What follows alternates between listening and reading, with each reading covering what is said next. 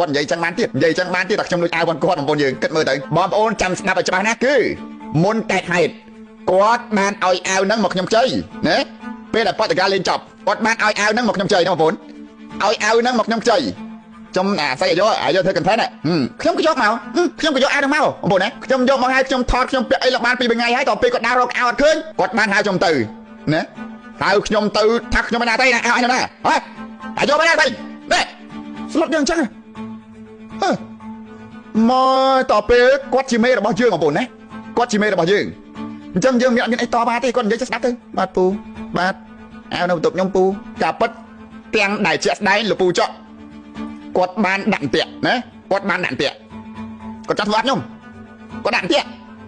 គាត់ឲ្យអាវនឹងមកខ្ញុំខ្ចីបងប្អូនឲ្យខ្ញុំទៅធ្វើ content ហើយតពេលគាត់បាត់អាវគាត់ជេរខ្ញុំថាខ្ញុំលួចអាវគាត់អូម៉ែពុទ្ធោការពិតជាក់ស្ដែងខ្ញុំជាប់អន្ទាក់របស់លោកពូចော့បាត់ឃើញទេជាប់អន្ទាក់នឹកឃើញក្តៅចិត្តហ្មងបងយើងនឹកឃើញក្តៅចិត្តហ្មងថ្ងៃនេះគឺខ្ញុំមានរឿងកើតទុកមិនសុខចិត្តបើកើតទុកមិនសុខចិត្តដោយសារតែយប់មិញហ្នឹងគូលោកពូ admin ជីងចော့គាត់បានចោទប្រកាន់ថាខ្ញុំលួចអាវរបស់គាត់ក៏ពិតគាត់យកអាវហ្នឹងមកឲ្យខ្ញុំខ្ចីទេណាហើយដល់ពេលគាត់រកអត់ឃើញគាត់ជេរខ្ញុំចោទខ្ញុំថាខ្ញុំនឹងលួចអាវគាត់ក៏ពិតគាត់លេខបាក់ទៀងបងប្អូនយើងលេខបាក់ទៀងខ្ញុំនេះជាប់អន្ទាក់គាត់ដោយមិនដឹងខ្លួន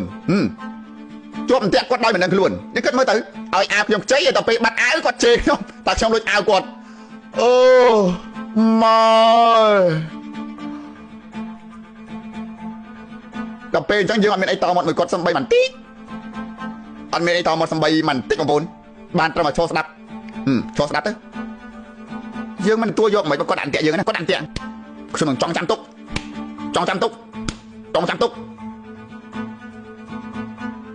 អត់ស្អីបងប្អូនយើងដែលស្ដាប់បាត់បានដែរអូនារី360ដឺក្រេណាបងយើងនារី360ដឺក្រេប៉ុន្តែលោកពូចော့គឺជាបុរស380ដឺក្រេម៉ែអូពិតជាឯកជូមែន